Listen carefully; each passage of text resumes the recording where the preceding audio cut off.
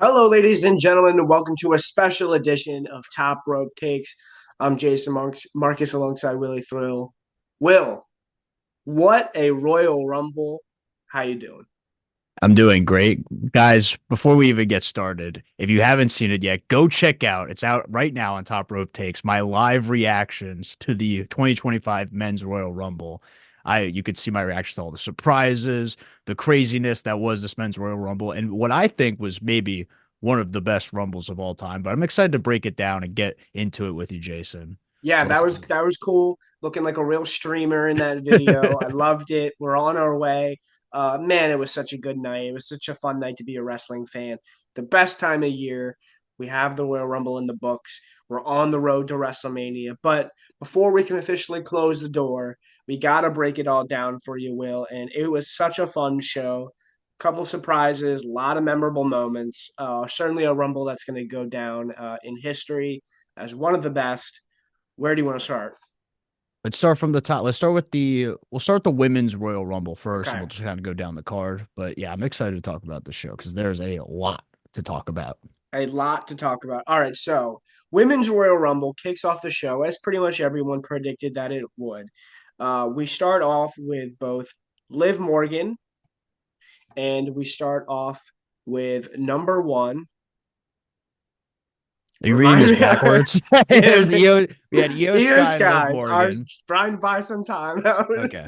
Io You were just Sky. so excited because Yeah, you I were was like, like, you wanted Liv in the first group, and she did yeah, come out in that first yes. pairing. But to be fair, I don't like Liv. She entered number two. That was good. Mhm. She stayed there for an hour, 7 minutes, which is a really Mhm. long time. She did not do a lot in this No, match. She was hanging on. It felt like her match didn't start until Raquel came out, which was all the way at number 26. So right. yeah. Yeah, I did expect a little bit more from Liv Morgan here, but I mean, I think just giving her, but unfortunately, her record would be broken immediately. But at one point, she did hold the record for the longest time in a Royal Rumble. So just giving her a nice, solid, long performance, I think was what they were going for here. Um, she eliminates an Italian Alexa Bliss in this match. So she gets two eliminations, which is, well, I mean, theoretically, no, it's not even close to some of the most, but two Well, eliminations over an hour. we'll get into it about where I think it could lead, but yeah, no, it was cool. I wonder if she has like the record for the shortest amount of time holding the longest tenured Yeah. match, like because she broke the record and then it immediately got broken. So that's an interesting little factoid I think they should look into. Yes. The Um, shortest time holding a record. Holding the longest time in the Yeah. But good stuff from Liv Morgan. Hopefully she has something meaningful to do at WrestleMania. She does not win this match, but she certainly has earned it throughout this year. Just because of how much she's dominated TV, and I thought she really came into her own in 2024. So hoping that in 2025 they give her something else to sink her teeth into because I think she's earned it. Yeah, we'll get into it. And do we want to just steamroll through some of these Let's see. entrants? Let's just go through some of the big names. So right Okay. after we get EO and Liv at one and two, number three is Roxanne Perez Yes. from NXT. But talking about who breaks Liv Morgan's record, it's Roxanne Perez who comes in just a spot after her, and she goes well over an hour as well. I think it is officially. We'll work on getting that time for you, but she Hour eliminates 7 minutes 47 hour seconds. and 7 minutes. There it is. Okay, Are we cool. looking at the same stat sheet? It's right there. I'm not. I don't mean to mess with you, but No, that's fair. okay. Yeah, Roxanne Perez, hour 7 minutes, and she eliminates Julia in this match. I thought she was a dark horse in this, or the Iron Woman in this match. She really stood out, stole the show. I guess she's officially on the main roster now, which is exciting to see. I'm not sure who her first program will be with. They didn't really set anything up for that. But either way, very likely we'll see Roxanne Perez at WrestleMania. Yeah, it's what I wanted to see out of Roxanne in this match. Just her getting like a breakout moment, a standout moment. For her not only to be or break the record for longest time in a women's rumble, but to also be in that final two with the eventual winner was, I think, a great way to kind of project her into this main event scene in the women's division. And it's a good place to start. And I think in the future, we'll see Roxanne possibly win a Royal Rumble. So, Oh, I think that's a very safe bet to assume that Roxanne's going to win a Royal Rumble yeah. at some point. She's a star of the industry. I can't get over. She is very tiny. I know a lot of the women are tiny, but like she's going to need to be built up. I don't know. I can't see her beating like the likes of like a Rhea Ripley though. I mean, I guess they have like Liv Morgan do it, but like as a like especially if she's going to be as a baby face, I think it's going to be tough to book her, but she's good enough that it'll happen. I mean, yeah, they've done small baby faces Mm, overcoming the odds. You can think of Rey Mysterio, Daniel Bryan. yeah, Like that, it's something people can get behind. It's not insanely difficult to book. And I think given her skill set, I think it'll actually be an easy thing to kind of project her into that top spot if a lot of, and it seems like she has a great fan base. So I think a lot of people can get behind Roxanne Perez as like a future star in WWE, despite her small stature. for sure. After Roxanne, we get Lyra Valkyria, Chelsea Green, B-Fab, and Ivy Nile. Nothing too much to note amongst those four here. Chelsea Green, entertaining as always. Um, they did have Ivy Nile eliminate Lyra Valkyria, though. So continuing their program that they kind of set up on Monday Night Raw over the Women's Intercontinental Championship. So I fully expect to see that match maybe as soon as this Monday Night on Raw. Yeah, and just to fast forward a little bit here, we had number 8 Zoe Stark and number 9 Lash Legend, who when Lash Legend came out, she was like the first woman to actually do stuff in the ring. Like I was shocked. Like number Mm. 9, she comes out and she starts doing a bunch of these power spots. They have think about who's in the ring right now. You have Roxanne, Liv, Io, Ivy Nile, Lyra Valkyria. These are all women that maybe max height 5'2". Lash Yeah. Legend comes in and looks like freaking Andre the Giant Yeah. next to these women. It just starts dominating. I thought Yeah. she actually had a really good showing in this Rumble, which I was quite surprised by. Yeah, no, I thought she looked great too. She hasn't been doing a ton. Uh, she's kind of been going after the tag team titles, but she's kind of like a weird tweener. Like, is she on the main roster? Is she on NXT? I'm not really sure what her role is, but regardless, she looked great here. So I think she has a real singles star appeal, and I would not be shocked if they go in that direction pretty soon. Yeah, I think the women's division's pretty stacked up right now to the point where I don't think she'll be in the fold in that main event scene anytime soon. But she is someone who I could see definitely contending for those mid card titles if they need some For sure. mid card contention. After Lash Legend, we have Bianca Belair, who obviously is one of the bigger names in the match. Shayna Baszler, Bailey, and Sonya Deville. Well, let's talk about, dude, that awesome. It might have been one of the top spots in this match when Bianca Belair's doing the punches in the corner, flips out, someone runs in, more punches in the corner, flips out, someone runs in. It ended up getting to 5 women, like who just kept trying to attack Bianca from behind, and they all got stacked up in the corner. I thought that was really a cool standout spot that they did. Yeah, and then later, I love the spot where whose hair does Bianca Belair grab by the roots when it's like they're like it's Jordan Grace, right? Because she's with hugging Naomi. Yeah, yeah, we'll get into that, but Yeah, that was a great spot. I thought that was funny too. Um, Maxine Dupree comes in. I thought she looked pretty improved. She's obviously one of the more, and they address this on the show, one of the more raw talents in the women's division. But I thought she had a decent showing here for the little time she was here. Naomi comes out, Jada Parker. Well, Mm, real quick about Maxine, she did eliminate Ivy Nile, so that continues that kind of tension yeah. that those two have in the storyline. Jada Parker comes out, Naomi comes out, and we do get a fantastic spot where it's Jada Parker, Naomi, Bianca Belair, and Lash Legend, and there Hmm. are, they're being like, "Hey, look at us!" Like, Yeah. it's Black History Month. We had actually a show, Correct. Remarkable Wrestling, all black everything to commemorate Black History Month. All these four celebrating the fact that they're dominating in the ring. And who walks in to join the party but Chelsea Green? Yes. And she just eats it from these four. I thought Chelsea Green was really like another one who stood out to me as Um, Always. Really awesome. Was it maybe? Oh no, and then before no, because it was before that. She eliminated BFAB, crowd goes nuts, and then in this moment, she actually eliminates Lash Legend, and the crowd Hmm. was really behind Chelsea Green in this match. Like every time she get an elimination, this crowd would go nuts. But Hmm. ultimately, number 17 would come out, Piper Niven and her partner, and there would be miscommunication, and Piper Niven, unfortunately, accidentally eliminates Chelsea Green. A great spot. I love that Yeah. spot. It's a great way to eliminate Chelsea Green without like just like kind of like a whimper. You know what I mean? Like Yeah. give her something notable without her just being with a second thought. So are we? Is that teasing some tension between Chelsea and Piper? Is Chelsea gonna go solo?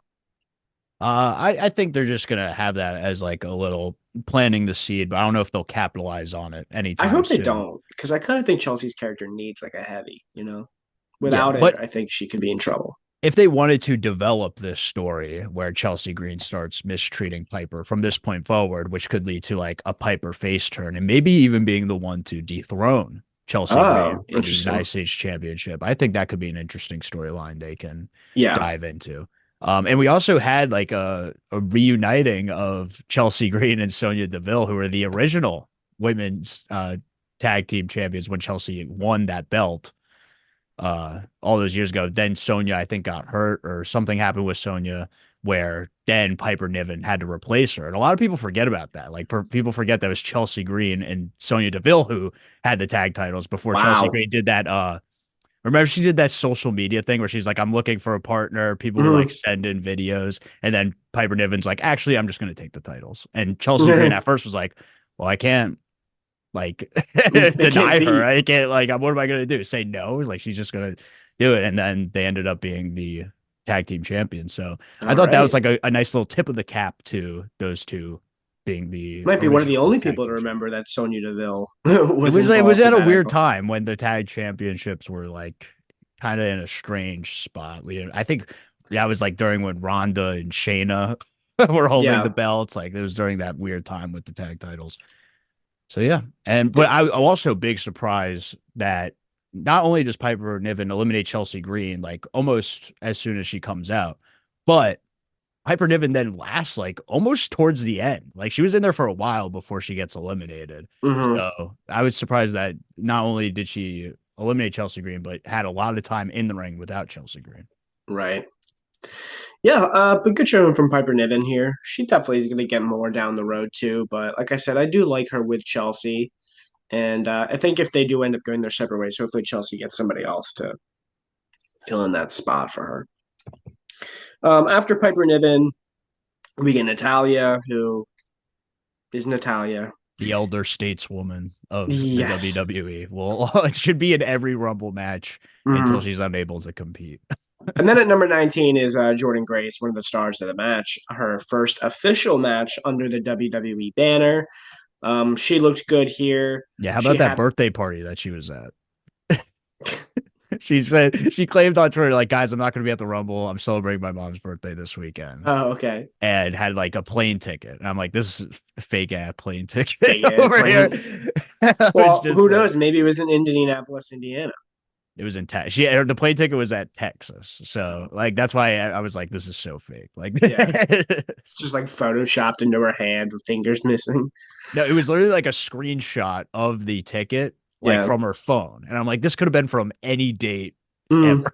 Like she could have been to Texas at any point. There was no date on it. It was just like Mm-hmm. flight to Texas. I was like, okay, sure. She Flight to Texas, then to Indiana directly after. Great showing by Jordan Grace. Her one spot that stood out to me was the one with Piper Niven, where she does like a what do you call it? Like a dreamer driver almost The like Death a Valley driver. Death Valley Yeah. driver, but it was more of like a spin on it. It's like a move Velveteen Dream used to do. It was like a full on rotation. Um, but either way, to Piper Niven, it was very impressive. Very impressive. Um, so good spot for Jordan Grace here. After this, Meechin at 20. Again, it's Meechin. Doesn't really have any impact on the match. But at 21, we get the biggest return of the night so far with Alexa Bliss, who the commentary team are all quick to point out that even the dirt sheets didn't think that she was going to be here. So I don't know why they still do this. Like it just like I get their whole thing of like you can never trust the internet. It was one of those things of like, yeah, we really worked them this time. Like we mhm. really got them. Ha ha. Don't listen to what the internet has to say. And like I get where they're coming from, but just like let's cool it. This isn't 2011 Michael Cole. Like we Yeah. need it's just like people are on the internet. Like it Yeah. is it is what it is. It's like, do But they want I people not to cover them? yeah, exactly. Like sure, like it wasn't like one of those things. Like we read the article, and I'm not like, okay, well, she's not at the Rumble. It's one of those things where I'm like, I just have that in the back of my head. But if she comes out, cool. Right. I'm not like tied into this Mhm. internet thing. Like the internet is gospel. But you Right. read one of those things, and you're just kind of like, okay, I guess she might not be. I didn't even actually, to be fair, I didn't even read the article. So I still was expecting Uh, Alexa Bliss to be a possible surprise, and I was yeah. glad to see her. And I think there's a lot of interesting things that can happen because originally when we were when the Wyatt Six was kind of first popping on the scene and they Mhm. were a little more featured on Raw, one of the big matchups they were predicting was Judgment Day versus Wyatt Six. And the fact Yes. that Liv and Raquel were the ones to eliminate Alexa Bliss from this match makes me think that we could get a tag situation because they did defeat the tag champs. I do think Mhm. Raquel and Liv are destined to win those titles off Bianca and Naomi. So I think we get potentially maybe at WrestleMania Alexa Bliss uh, joining the Wyatt Six and her and Nikki Cross reforming their team going after Liv Morgan and Raquel Rodriguez. I think Nick, that's a really good call. I would agree with that, especially given Alexa Bliss's jacket when she debuts is a Wyatt Six jacket. and So her new Lily doll had a 6 in the eye, so I definitely didn't teasing. look at that attention to detail. Yeah. So Didn't notice that one. I couldn't think of the name of the doll for the life of me. I was like, why did I want to call her like Sally or something like that? I knew well, it. yeah, it couldn't be any name, Yeah. but yeah. Um. Anyway, point is, I am very happy to see Alexa Bliss back. She's going to be missed. Was missed, and I think I'm a little hesitant about the return to the Wyatt Six gimmick, just because if we're going to be frank here, the Wyatt Six is a graveyard, it seems, and I don't know how much legs that has. If she wants to do it for the first couple months to get her WrestleMania match and maybe win tag gold, and then, but eventually, point is, if she wants staying power here, she's got to return to the goddess. Do you agree?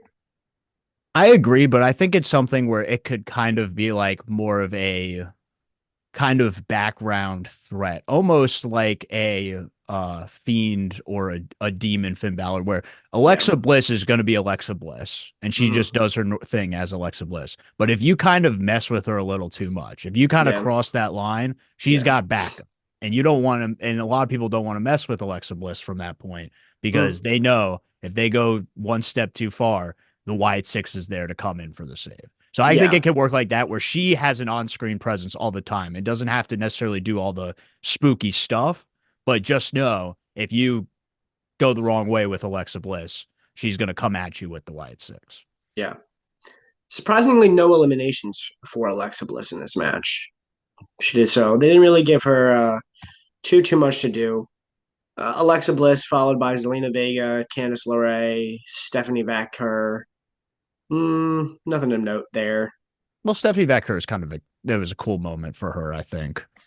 Like it Yeah. was just last year in June when she was at Forbidden Door for AEW now Yeah, that's in the true. Royal Rumble. I think that's kind of interesting. And then she did some fun stuff. We'll get into it later, but I liked the stare down that they had later with Mhm. some of those later wrestlers' entrance. After Stephanie Vaquer 25, we get the other shock of the night. Trish Oh, Stratus back. that shock of the night, I'll put in quotation marks because she was doing signings this weekend. And I'm like, Oh, okay, okay. well, once I saw she was doing signings, I'm like, well, she's there. Like, she might as well Right. be in the match. So, but it's always great to see Trish in the ring. Like, you can never go wrong seeing Trish Stratus in the ring. Had a tribute to Tess and Albert or when she Mm, originally debuted, mm, which is great and fitting now that they have a TNA partnership that she comes out in her original T&A gear. So Interesting. You think that was the I don't think reasoning that was the behind it? reason, but I think it was like a cute little like Did she wink, debut at the wink. Rumble? Is that like no? I don't think she debuted at the Rumble. Whenever she debuted, she was debuted with Test and Albert, which was Yeah, TNA. I was just trying to wonder, like, piece together, like, if there was like a some sort of correlation between her TNA run and the Rumble being an indie or something. I don't know, Yeah, but I'll either have to way, look into it, but it was still cool to see Trish in the ring. So yeah, she's somebody that you can always put up against one of the current top stars, and it'll be a big match.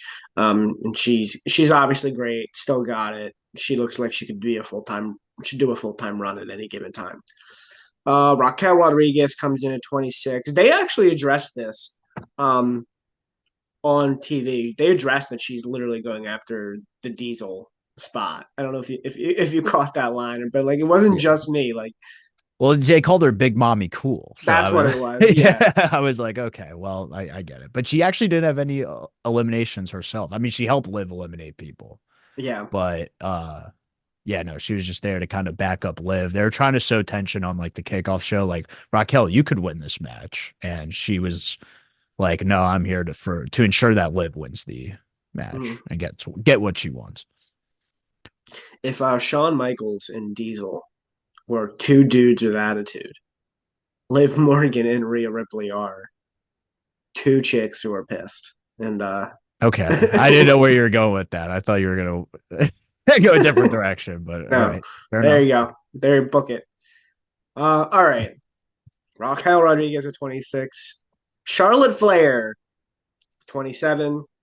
And then we get a big couple names that ended. Julia 28, Nia Jax 29, and a returning Nikki Bella at 30, who I Wait. think Slow down, slow down, slow down, slow down, slow down. So Nia Jax comes out at 29, has back and forth with Trish Stratus. I want to note that because I don't know if that's a direction they go in, but that could be her reward for the uh, year. yeah, sure. Do a Nia Trish match, give Nia Jax a big win. And I want to know your thought process coming into number 30 because I thought, well, there's no one that was announced for the Rumble left. Mm-hmm.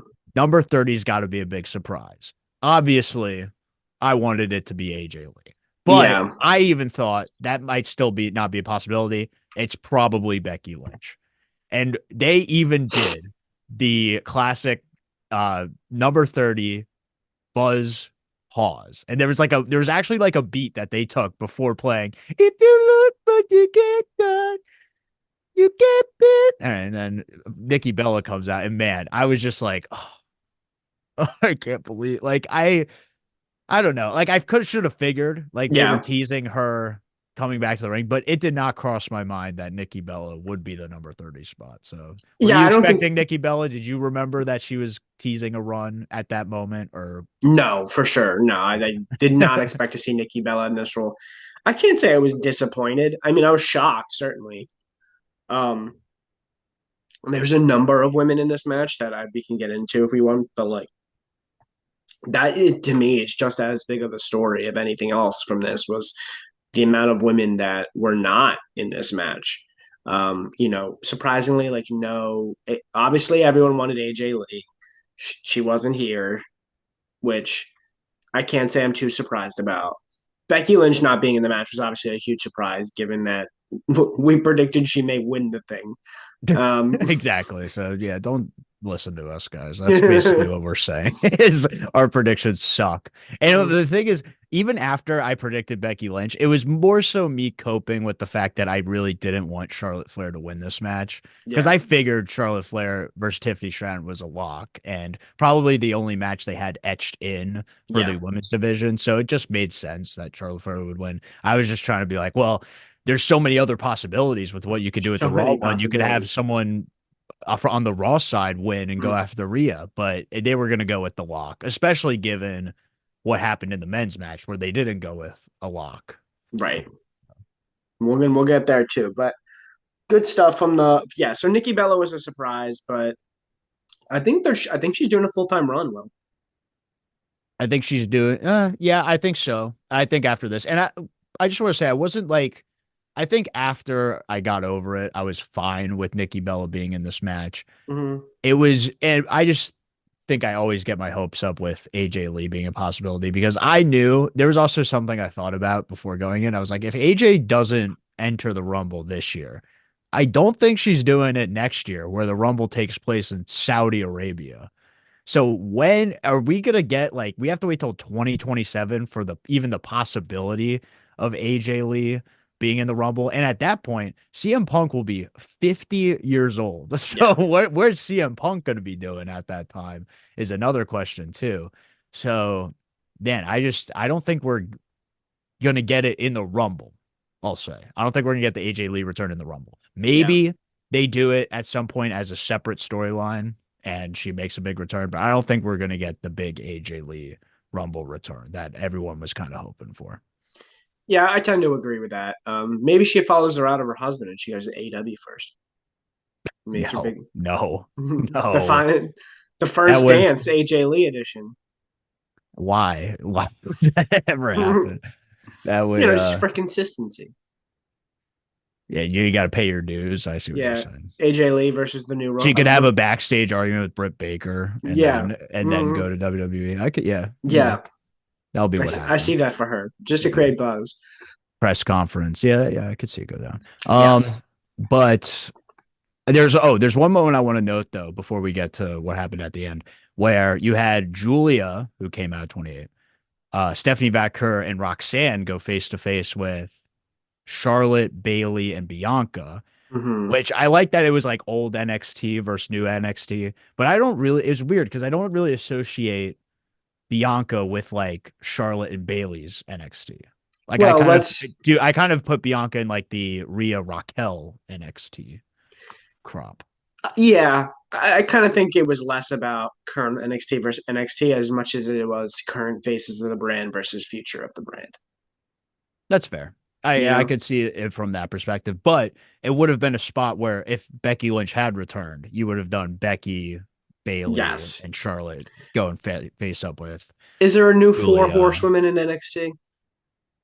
Honestly, it would be the four that are feuding. If I were to make a new four horsewoman, it would be Stephanie Vaquer, Julia, Roxanne, and Cora Jade. That's who I would pick as my four. Yeah.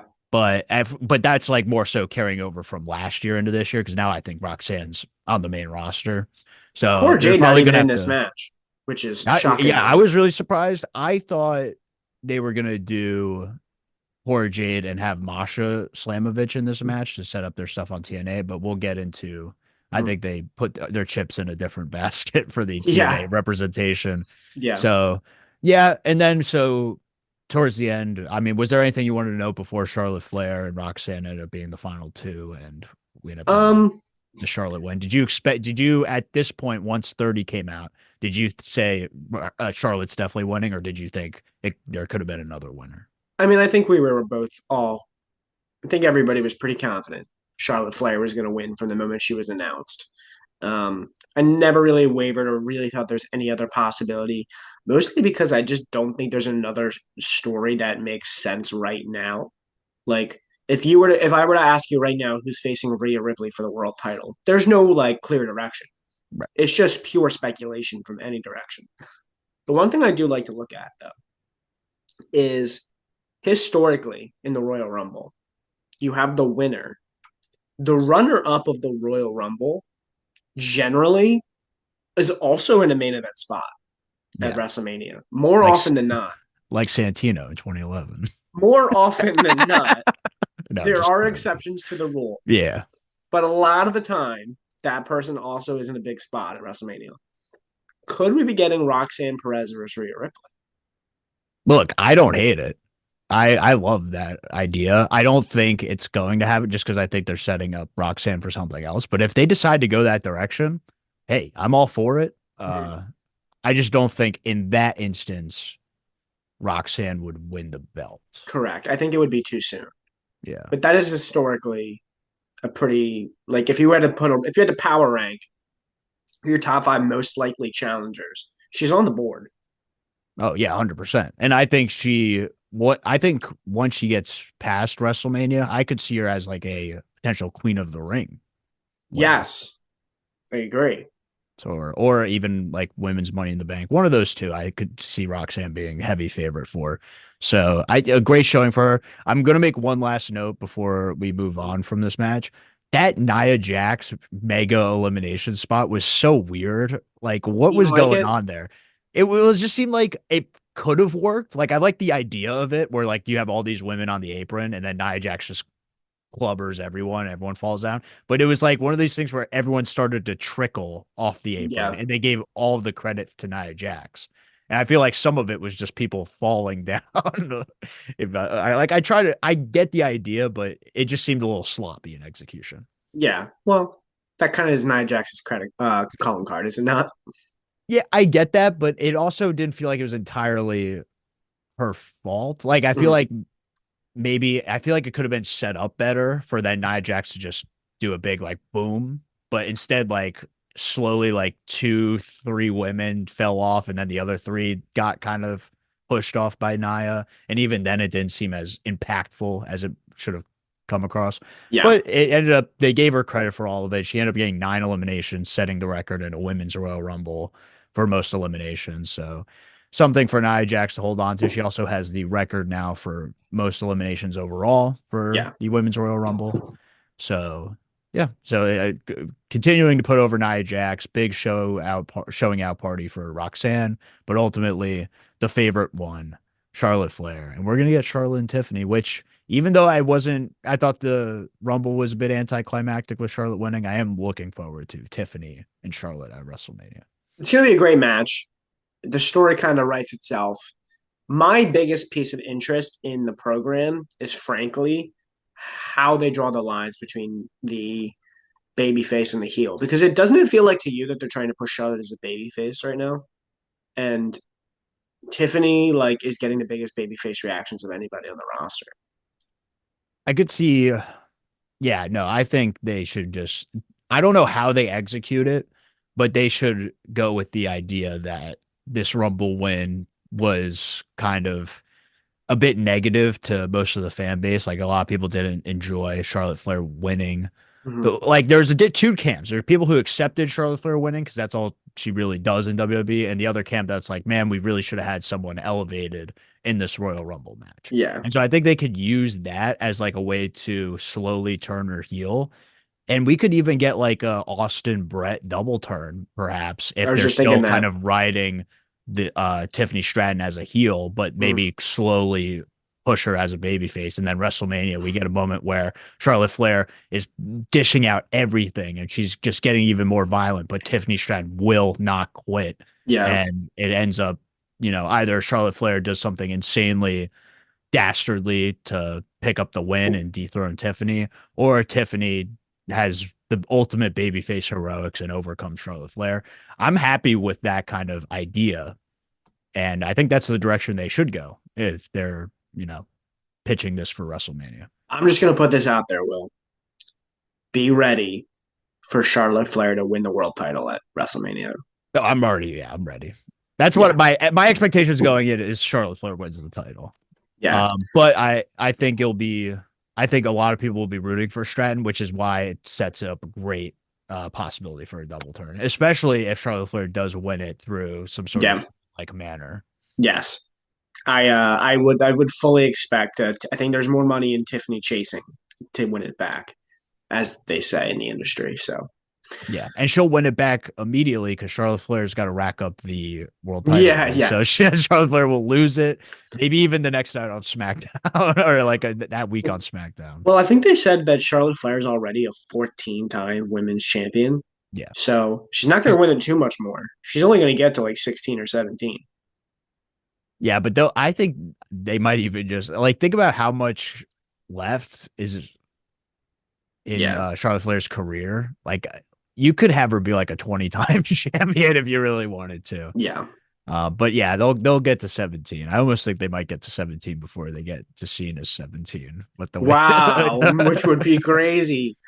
but Um, who knows? Like Charlotte Flair has this power over WWE where as soon as they see her, they're like, give her the title and yeah.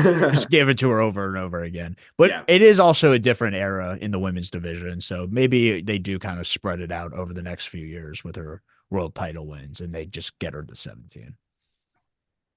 Alrighty, Will. Any other thoughts on the Women's Royal Rumble?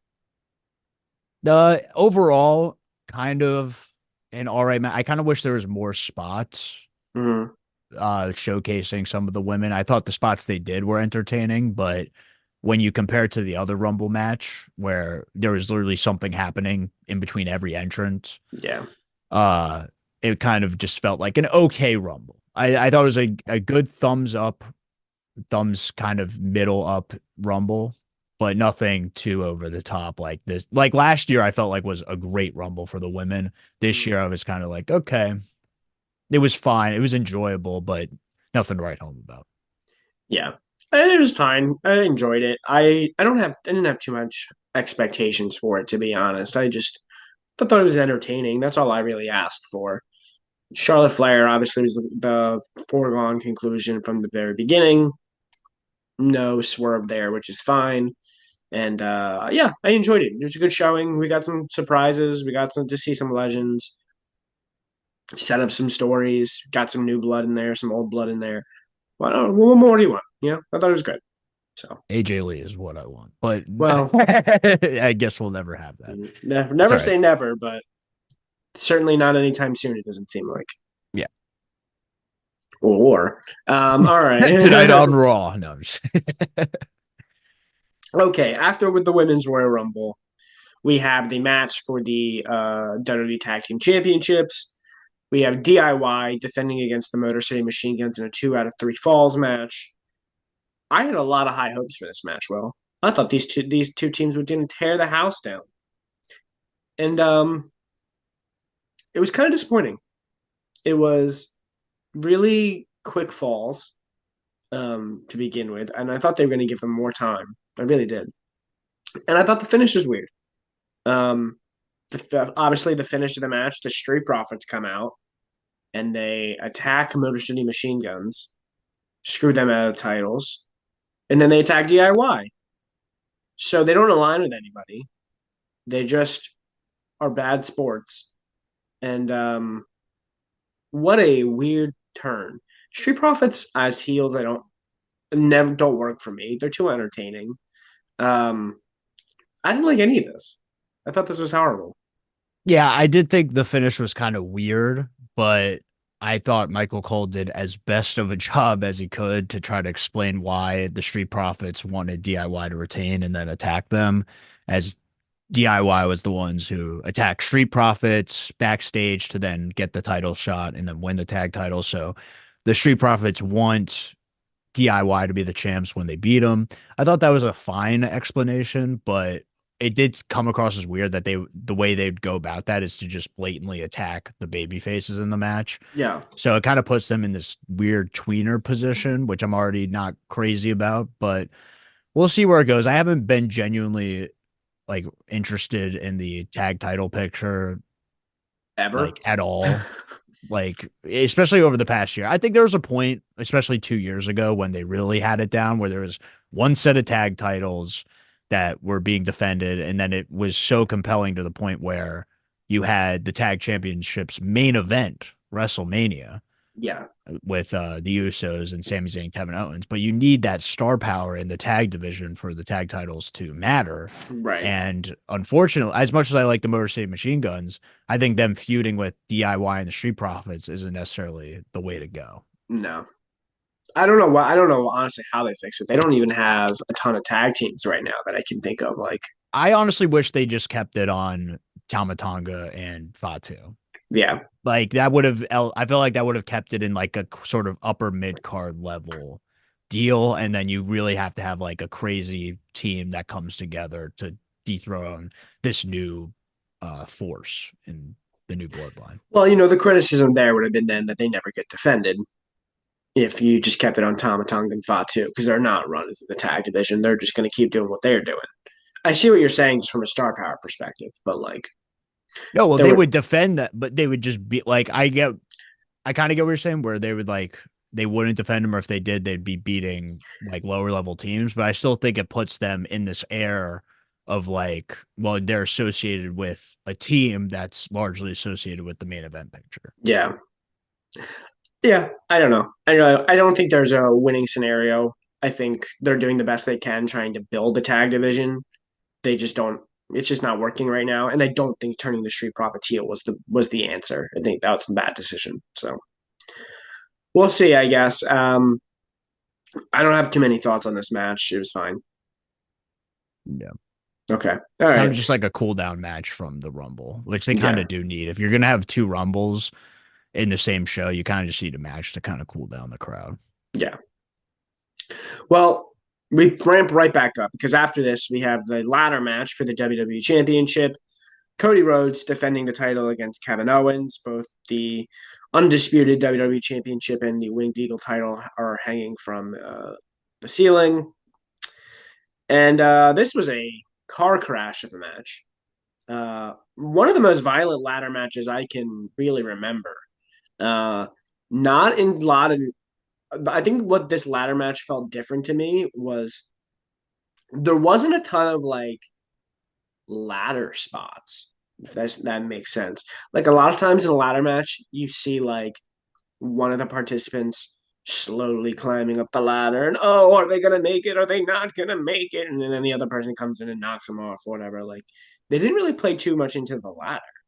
This was kind of just like a no holds barred match, and then can you knock out your opponent and just like there wasn't a ton of like drama with like the ladder, which I actually kind of appreciated. It was like a different coat of paint on a ladder match, so I enjoyed it.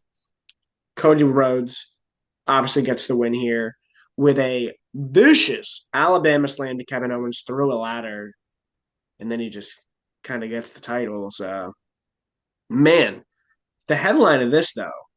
Well, first give me your thoughts on the match, and then we'll talk about the headline.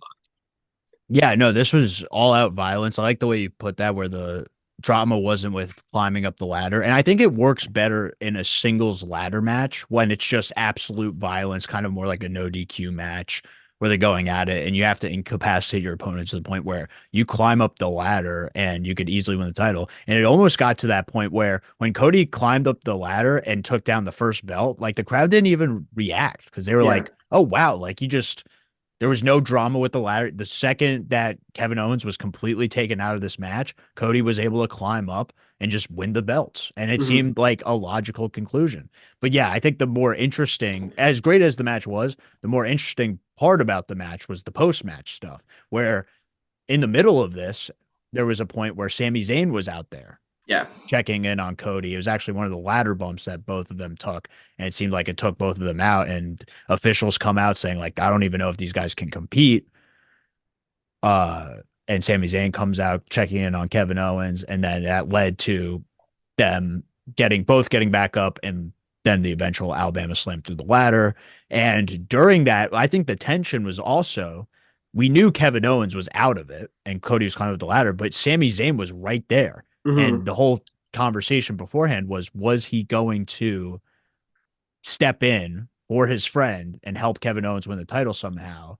And it would have been interesting if he had stepped in and done something, but ultimately he froze up just checking in on his friend, and that led to Cody just being able to take down the titles, which also might have led to some lack of crowd reaction, was because maybe people expected, since Sami Zayn was out there, to interfere somehow.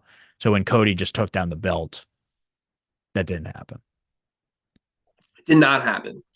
And the whole Cody thing with Sami Zayn is so interesting to me because that's clearly the direction that they're going in. I think, especially given that Elimination Chamber's in Toronto, I think you can book Cody Rhodes and Sami Zayn for the undisputed title of Toronto. Um, but the biggest headline to me is Cody Rhodes is a heel. At this very moment, he is not acting like a virtuous babyface. I think the most telling thing for me was the closing shot with like the medical people and Sami Zayn, and they're all concerned for Kevin Owens, who's bloody and face is swollen, and Cody Rhodes is just standing above them with two titles, and he's kind of just like pandering to the crowd, and like that is as true of a heel move as you get in WWE. That was really telling. We've been kind of seeing this little turn in his character for a little bit now, and you can argue whether or not in his character it's justified, but Cody Rhodes in less than a year's time has gone from the top babyface in the company to somebody that is, by juxtaposition, kind of an arrogant douchebag. And I think that's a really interesting wrinkle to his character. I think, see, here's the thing. I don't think this was his outright heel turn. But what it does do is plant the seed for his dissension as, or him devolving into madness as he continues to carry this title because he's seeing all of his friends turn his back on him. And I think he's finally getting to the point. We saw it on Raw, and we saw it here, where he's just sick of it and he's turning to this darker path. And so I don't think this was like the ultimate move where now he's officially a heel. We're just gonna get him on Raw being like, screw the fans, like I'm Right. just gonna hold No, on to the yeah, I crown. agree with that. But I do like the idea of it slowly being this like slow burn thing where eventually he's gonna have a point where he snaps. And when he does snap, that's when we get true dark Cody, where all he just wants to hold on to this title because he knows it's what's best. And I still think he could have elements of being a babyface that still make him a heel. I think what he could basically do is do the AEW run where he is still projecting himself as a good guy, Yeah, but doing these things in kind of a heelish manner to the point where he's just unlikable. yeah, And I think it could be a cool little character wrinkle where he is kind of like a Homelander-esque character where he's doing this thinking it's for the betterment of society, the betterment of WWE in this instance. But at the end of the day, he just wants what's best for him right. and also Yeah. keeping up his own self-image. Well, the good news is, and we'll get into this in the men's Royal Rumble, I think this is setting himself up perfectly for an ultimate babyface to come in and kind of teach Cody Rhodes what it means to be the face of the company. So I am looking forward to this run to WrestleMania with Cody Rhodes.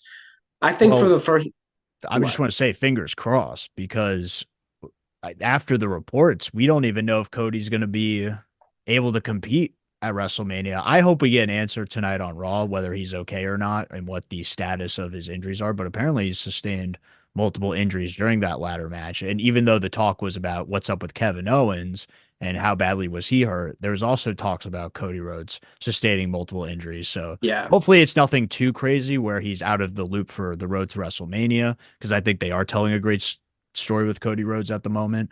yeah. But, we'll have to see what happens. The fact that I haven't seen anything in the coming days, though, kind of makes me think that it's not crazy serious. I think there would be a lot of noise if the Cody Rhodes was going to be out for WrestleMania, don't you? I think we'll get an answer tonight on Raw. Like if they checked him out over the weekend and they wanted to keep it kind of close quarters Yeah, and be like, let's reveal this on Raw so that people know what's going on, then I could see that. But I think we will get an answer on Raw. I think if he's okay to go, then we won't hear anything and we'll just assume that Cody's fine because they've definitely had time to look at his injury and kind of give a diagnosis. Otherwise, if they have a segment where they're like, "Look, I was hurt at the ladder match. It took a toll on me, but unfortunately, I have to, I'm going to be out for a while. Have to relinquish the championship." They're going to do it on Raw because if they have to, if he is hurt and he's not going to be at WrestleMania, then I think they pivot to a championship match at the Chamber where you have six guys competing for a vacant WWE championship. But again, that's all speculation. We'll get into that if that is the conversation coming out of Raw tonight. I hope he's okay because I do really want to see a Cody versus John Cena match. But there's also plenty of other directions you can go with Cody heading into WrestleMania. That would be interesting and can continue the story mm. where he's descending into madness. Yeah. Well, all the best to Cody because we definitely want to see him at WrestleMania. I'm still holding out hope. I'm not entirely sold that he's hurt, so we'll see, I guess. But anyway, this was good stuff. Good stuff from Cody. Finally, for the first time this year, like since last WrestleMania. it feels like Cody has like a tangible like direction. It's kind of been all year. It's just kind of been like loosely put together, but I feel like they finally have like a direction for him. So that's nice. Yeah, well, I do. This is a direction for him, but I will give credit. I think this Kevin Owens storyline was helpful in getting him to this current direction that he's Yeah. going on now. I think it was a catalyst for what we're going to see Cody do Mhm. from this point forward. Yeah. So, all right. Any other thoughts on this match? Well, Yeah, I just hope the best for both these guys. I want to see both Cody and Kevin compete at WrestleMania. Not obviously against each other, but I do want to see them have good feuds because they've been really doing a good job telling this story, and I think both of their characters are essential to making this WrestleMania a great WrestleMania. yeah. And then also what Sami Zayn's involvement is in all of this is something I'm Yes. looking forward to as well because I think his involvement at WrestleMania specifically will be tied to whatever Kevin Owens is doing per usual. Yes. All righty. And that brings us to the main event, the Royal Rumble match, the men's Royal Rumble match. Starting off at number one and number two, we have Rey Mysterio and Penta, a perhaps a little teaser for a WrestleMania match. Luchador versus Luchador. Penta with a great showing. I loved the all blue attire. That was a nice touch. Um, you want to take the lead on this one, Will? Sure. Bring us through all our thoughts Well, here. let's get into what could possibly be the who shot first Star Wars debate for WWE. And Okay. did Penta's feet touch the floor early on in this match? That still controversy has struck through the wrestling world. Did Penta's feet touch the floor? And was he really eliminated before even entrant number three could come out? What did you think about this? Did you watch the replay and go, they didn't even show a replay, but when I Yeah. first watched it, I was like, no, Penta, 1 foot. I didn't even think any of his feet touched the floor. But going back now, I did see one of his foot touches the floor. I don't think both feet touched the floor, though. I No. think it was a bad camera angle where it looked like maybe his tippy toe Hmm. could have touched the floor, but I don't think he was eliminated in this match. And it really No. would have been a bad thing, even if he did touch the floor, if they just said Penta's out immediately, because it would have almost, he stayed in there for a long time. In fact, he was the Iron Man, as I graciously predicted on the prediction show. So I'll get a point for that one, maybe my only point. Yeah. Uh, but yeah, maybe it would have been bad if he just got taken out and then missed out on the opportunity to do fun spots throughout this match. Because I really feel like in the first half, it was a good showcase for Penta to get involved with all these other guys in WWE. Yeah, I mean, I think having Penta come out at number one was a good choice just to have him, like you said, mix it up with as many different people as possible, continue to expose himself to the audience who maybe aren't watching Raw every week. Um, I thought that was smart. Having him go up against Ray was an interesting choice to begin with. I enjoyed it. I mean, I enjoy Penta, so I was happy to see him get a big shine in this match. Absolutely. And then number three made a ton of sense with Chad Gable Hmm. coming out. He's got a problem with luchadors. I thought when he came out at three, we were going to get a reveal of sorts of like who he's been talking to try to master the dark arts of the Which I'm still not luchadors. sure about who Yeah, what direction they're going in we with didn't this. get an answer here, but we did number four get Carmelo Hayes, who Hmm. had some cool spots, but kind of like a nothing showing, as we'll get to later. When Carmelo Hayes came out this early, I'm like, okay, well, within these next few entrants, we're going to get Trick Williams as the big Oh appearance, yeah, no Trick Williams in this match. and no Surprising. Trick Williams. Well, as soon as Carmelo was eliminated, I thought, okay, no Trick Williams, because I thought if they Yeah. had Trick Williams come out later, it would have been a missed opportunity. Were there any NXT? Well, we'll get to it. But Yeah. Okay. then five was Santos Escobar, who Lame. really like I get what they're doing later. You want to have him interact with like a Penta, which is cool. You had Chad Yeah. Gable out there, so I thought maybe he could have had a reveal there where he was actually talking to Santos about it, but then they started going at it, so it was weird. Mm. Then you get Otis at number six, which I thought was fun to have him and Chad Gable go face to face. Yeah. Maybe they'll pull out trigger on that hot story from 9 months ago. It was weird because they were doing the back and forth and it got like a reaction, but I could only imagine what it would have been like if they actually did the feud and then they went face to face in this Rumble. I feel like people would have been more on their feet for it because Yeah, Otis was getting incredible reactions before they dropped the ball on this Chad Gable Otis feud, yeah, but still had a good showing. I like the spot where Otis went for the worm and Chad Gable picked him off with the ankle lock. Then you yeah. had Otis smack the living hell out of Chad Gable. Yeah, Chad Gable hit Otis with a giant German suplex. I thought that was awesome. But then uh Jason, our Yes. favorite guest of the Top Rope Takes podcast, you'll hear him in the background every once in a while. Braun Breaker is number 7. Also our favorite wrestler to predict.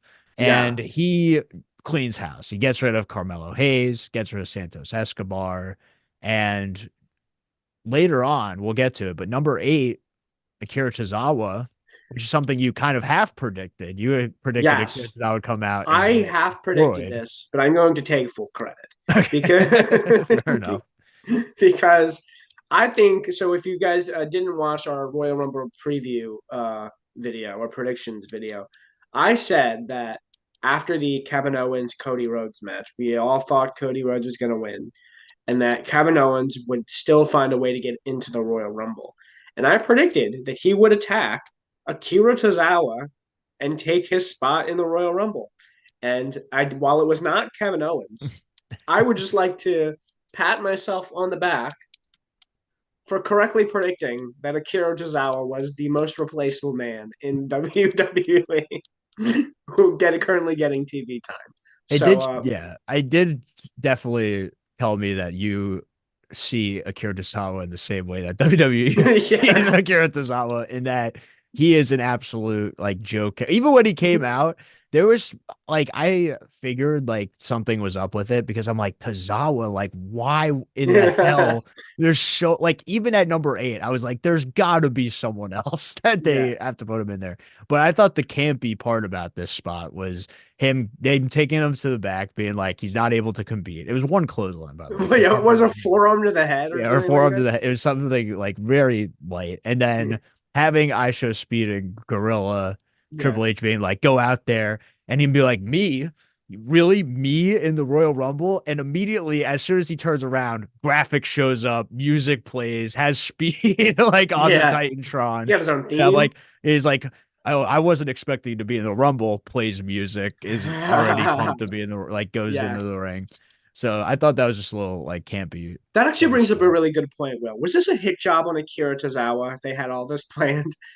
I don't know. Well, then you would have had to expect Carmelo Hayes to be eliminated because it was him passing by. And I did think it was cool that, like, typically you have superstars pass by Mhm. and they kind of don't do anything. They just kind of walk to the back. But Yeah. for Carmelo Hayes to walk by and see this goof, a character's out would be like, this guy's about to enter the Rumble and I can't go to WrestleMania. No, I'm not having that. Yeah. And take him out. I thought that was a nice little touch that There's they a conspiracy theory here. I hope Akira Tozawa addresses this on Monday Night Raw, and we get a full investigation. he comes like Jey Uso's cutting a promo, and I was like, I was never eliminated, and then Jey Uso Yeah. tosses him out of the ring or Well, something. I don't need the I've never been eliminated because we've seen that forever. But I would love a why did you have a graphic ready? You know, really, And why it's were like the you mystery. He becomes Detective Tozawa. I could get down with that. why were you That so that'd be a prepared fun for me to little, not be yeah, into the Rumble?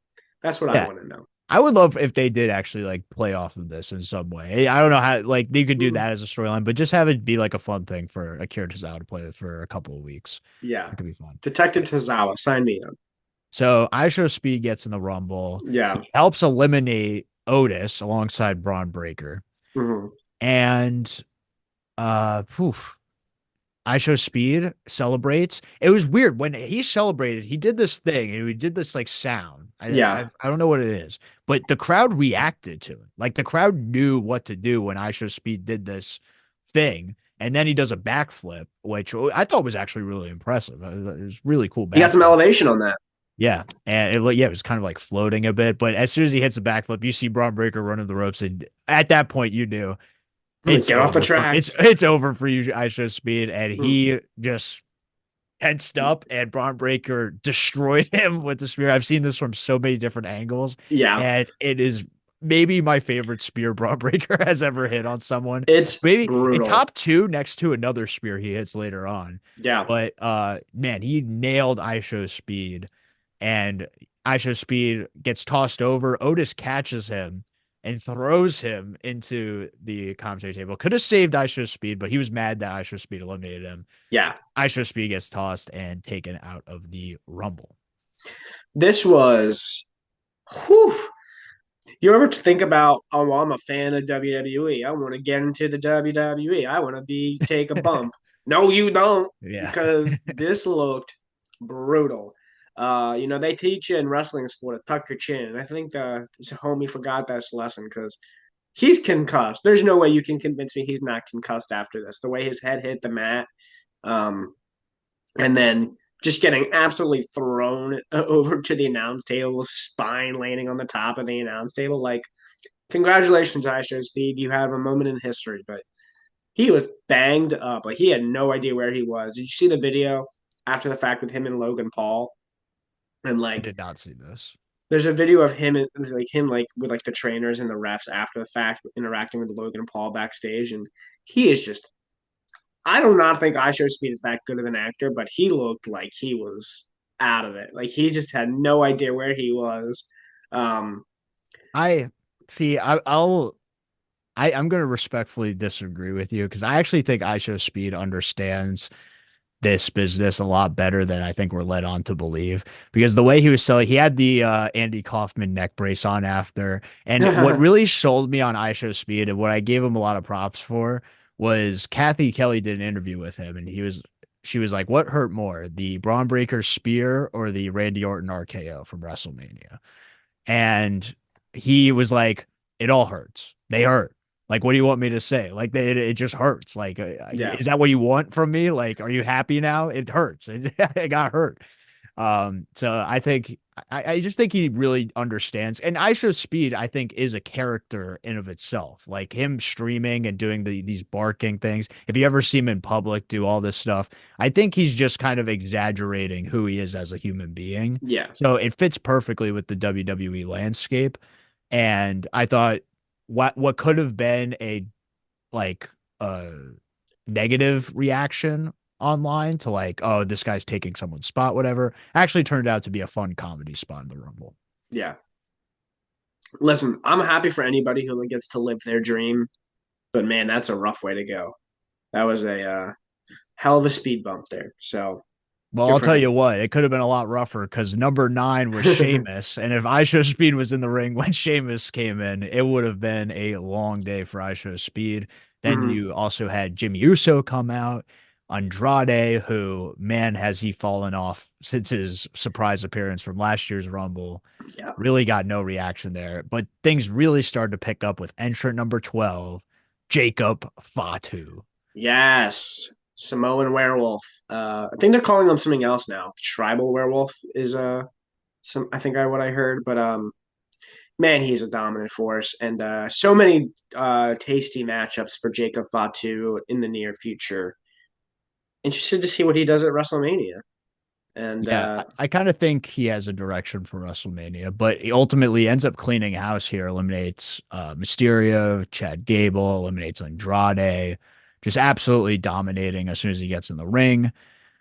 And we'll get into some of his interactions later. But number 13, Ludwig Kaiser, who was trying to play the long game by staying on the outside, trying to pick his mhm, spot, but ends up playing the short game as he was immediately eliminated by Penta as soon as he gets in the ring. yeah, So yeah, tough night for would Ludwig would have Kaiser. liked more from Kaiser here, but I guess somebody's got to have that traditional "I wasn't ready" spot. So, It's but weird because they always try to beat the Santino record when they do this, and mm, you can tell in commentary they're like, "Did he beat the record? Did he beat the record?" But no one, I yeah, don't think anyone will beat that record. And it yeah, seems like every record can be broken, but yeah, so many things have to be perfect yeah. for The that record to timing, be broken.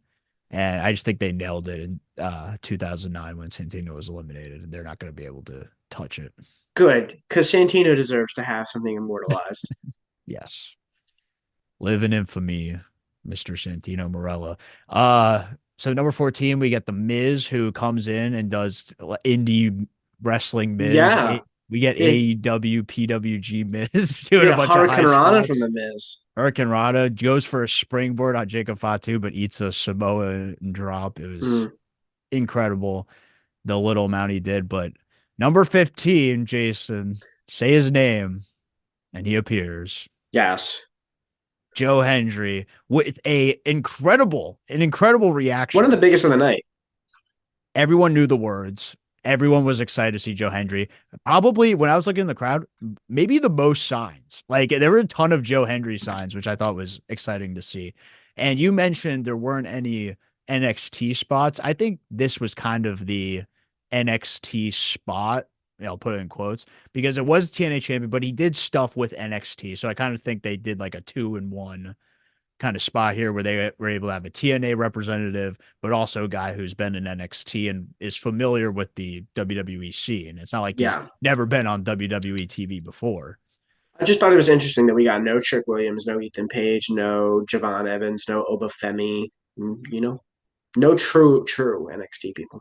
Yeah, they saved that all for the women's match, I guess. But and even then didn't really have that many. They just had Julia and Stephanie Vaquer, who aren't Mm, homegrown talents for them. So it was interesting. Maybe they felt like this wasn't the year for that.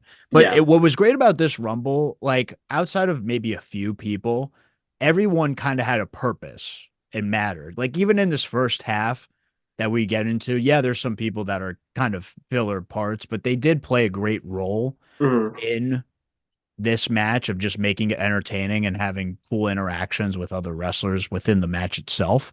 mm, If I were to give one tiny criticism, because I really did love this Rumble even up until this point, I was kind of upset that we didn't get any New Day or Kofi Kingston in this match. I felt yeah. like someone like a Santos Escobar or an Andrade could have been sidelined for a Kofi Kingston to then propel their storyline forward. Would have been a great heat magnet for something babyface to come in and eliminate. So I thought that was a missed opportunity. But other than that, really a credit to them for even before this point, without a necessarily a big hitter in the match, making it entertaining. Yeah. No, I agreed. I thought this was a fun Rumble all the way through. Yeah. And so but I just want to get that out of the way because then business picked up as soon as entrant number 16 came out. It was our tribal chief, Yes. Roman Reigns. And I really felt like from this point forward, as entertaining as that first half was, the match begun here. It was like this was when the Royal Rumble became special, in Literally my opinion. halfway through, they said, okay, this was your first half. This is your second half. Now let's start Right. off the second half with all the real top stars. Right. And it really felt like so Roman Reigns comes in, cleans house, eliminates Miz, eliminates Sheamus, Joe Hendry. Maybe they're setting up that big TNA world title match between Joe Hendry and Roman Reigns. Yeah. For the TNA title. Correct. No, but Joe Hendry. Yeah, I felt like Joe Hendry was there for an entrance, and so he really couldn't do much after that. And so immediately gets eliminated by Roman Reigns. But then we get another awesome spear. It was almost like a spear off, but the winner was Braun Breaker because Braun Breaker speared the crap out of Roman Reigns. Paul Heyman sold this great. Like when Paul Mhm. Heyman was in shock, like, oh my gosh, like I've never seen anyone take it to Reigns like that. But then Roman Reigns was able to turn things around as Braun Breaker was celebrating Mhm. and trying to eliminate Roman. Roman turns around, eliminates Braun Breaker. So we get 4 immediate eliminations for Roman Reigns, and we get the stare down between Roman Reigns and Jacob Fatu. So good. So good. Yeah, I'm looking forward to this match whenever it happens. Sooner than WrestleMania or after, you think? I think there's a lot that Jacob Fatu can do before getting to Roman Reigns, and I think there's another direction for Roman Reigns heading into this year's WrestleMania. But they have all the time in the world to build that up, and I think you really want to build that up to be a big match. But I do think Michael Cole, I think, said it. This is a future WrestleMania main event. I think Yeah, we're going to see Roman Reigns, Jacob Fatu. Even if it's not a main event, it'll be like a marquee match yeah. at WrestleMania. So I'm looking forward to whenever they do that, but they don't have to rush into it. I think this was just like a little teaser of what's to come for Jacob Fatu in the Mhm. future. But Roman Reigns did a great job of making Jacob Fatu feel like a star worthy of being in the ring with Roman Reigns. For sure. And then this is why the match immediately picked up because then number 17 was Drew McIntyre. And it really felt like from this point on, anyone who entered, it was like, oh, okay, like we're really getting into some cool interactions here. Drew McIntyre with fire in his eyes, going after Roman Reigns, him and Jacob Fatu teaming up, which I thought made logical sense. Jacob Fatu wasn't necessarily part of the bloodline when Drew McIntyre was having his issues with them. So these two going after Roman Reigns made sense. But then Jacob Fatu, I mean, he'll go after anyone. They eventually scrapped it up in there. Mm. Number 18, Finn Balor, who came out to maybe the worst entrance theme in Royal Rumble. Ever? Yeah, maybe in history. Like I was really trying to think about it. Definitely in recent memory. I didn't know who it was at first. Two, when I saw it was Finn Balor, I'm like, this doesn't fit him at all. What I mean, here's my theory, because then number 19 is Shinsuke Nakamura, and he's had his new entrance theme for a while, but it's still not as good as his original. I think what their thought process is that if you're a heel, you can't have the entrance music everyone loves. So they have to switch it to something purposely bad in order for you to be like, oh, well, you're not going to get a good reaction no matter what because Hmm. you have bad entrance music and you're a heel. Not that it matters. I feel like you could still have great entrance music and be a Right. They heel. just don't want the theme music to get popular. Right. Like But you don't want Shinsuke Nakamura's theme to hit and then the crowd going, oh, and then right. he's a heel. Or Finn Balor, you do the what this thing and then he's a heel. But even though that's how I think they're justifying it, we could still have good music. I don't think it's a crime. I don't know what has been going on with Finn Balor from a booking perspective, from his decision to like. Have you noticed he started putting like a just like a dumb bag over his face whenever he comes out? Um, I don't know if he's making these decisions and or if there's somebody making these decisions for him, but somebody's hippocampus is off because his judgment's been terrible. I like I oh wow, this is so bad, so bad. It was I've only honestly didn't listen to it other than the 25 seconds that it played during the Rumble, but wasn't it like Spanish music? Wasn't there like it was like a Spanish It must have language been like song? the new Judgment Day song, but it had like some trap elements into it. It felt like a really lazily made hip hop beat mixed in with like some Spanish stuff, I guess. It felt That's what really I took weird. away from it. That's what I remember thinking when I heard it was this. There's Spanish music, and this is for Finn Balor. Yeah. Um, holy crap, bad decision. And Um, that bag that he puts over his head is like that episode in SpongeBob when he's trying to rob a bank. He's like, put the yeah, money in the bag. And he's like, you're literally. facing the wrong way, sir. Ow. So, yeah, I don't know what they're doing there. So, Shinsuke came out after that. But then number 20, main event, Jey Uso. There you go. And when he came out, boy, did we have no idea what this would be for the rest of the Royal We Rumble. thought this was just we were here for a good time, not for a long time. Yep. And in fact, he was there for a long time. So comes out, eliminates Shinsuke, and you get then number 21, another big return at number 21 with AJ Styles. And My this guy. time they had the better theme music, probably Yeah. because he's going to be a baby face. So they're Yes. like, you know what? If you're going to be a good guy, you get your good song. Yeah. He got the baby face music, the baby face tights. Um, Yeah, I'm dude. AJ's my guy. AJ, I've been an AJ Styles stan since like 2010. I first recognized or first discovered AJ Styles in TNA when he was the phenomenal one as the TNA World Champion. I love AJ. He's a very nostalgic a wrestler for me, and he's one of the best in the world. So very happy to see AJ in back in WWE, and hopefully with a big creative plan coming his way for this coming year. Yeah, I think they did set up something for AJ Styles to do heading into WrestleMania, but we'll get to it. Then number 22 is Braun Strowman, and we had maybe my first head scratcher moment of the night when Braun Strowman just comes in and eliminates Jacob Fatu Yeah, immediately. I thought that was a really questionable decision. yeah. I get that they're probably going to continue doing stuff with Braun Strowman and Jacob Fatu, but I thought this was another opportunity to put over Jacob Fatu and for him to get another big time elimination over Braun Strowman. Hmm. And it was also a missed opportunity in that Jacob Fatu just missed out on the ultimate run of superstars that we'd get later. Yeah. And I really wanted him to see it go head to head with. So, yeah, not a big fan of that. No, I wasn't either, but I kind of get what they're doing here. They're really trying to reboot the Braun Strowman and Bronson Reed stuff, but they're substituting Bronson Reed for Jacob Fatu. I mean, we'll see. I thought it was an interesting decision to have Strowman come in and just eliminate him and kind of like a whimper kind of a way. So definitely wanted to see Jacob Fatu. Obviously, he wasn't going to win the whole thing, but would have rather seen him go on getting eliminated by a bigger star. Certainly not somebody that I consider to be beneath him at this point. Yeah, definitely like a Roman, or even I would have been fine if it was like a Jey Uso to really put Yeah, over Jey Uso in this match. But Braun Strowman, I guess they have to do stuff. And to be fair, once I thought about it a little more, I was like, okay, well, it's Jacob Fatu's first Royal Rumble. Like yeah, there will be opportunities in the future for him to yeah, really have but like a mega spot. But if this is the direction they're going, I guess fine. But I would, we both agree this should have been more uh like higher profile interactions with Jacob Fatu later in this match yeah, I than agree. for him to just be eliminated by Braun Strowman. But we'll get to it because number 23, you can't see me. It is John Cena In the Jordan coming out. spot, did you notice that? Was that what you were? Because you said nice nod that he was in the Jordan spot. I thought when you said 23, it was like 23 years of Cena. No, number 23, Michael Jordan, greatest of all time. Is that what you took it as? Has he been, is 23 years though, right? Or has he been in longer? Also has been 23 years. It works in Okay. both ways because he was in 2002. So Because this would that's be, what, yeah, that's what I thought you were referring to. It's like, oh, 23 years of John Cena, 23. yeah.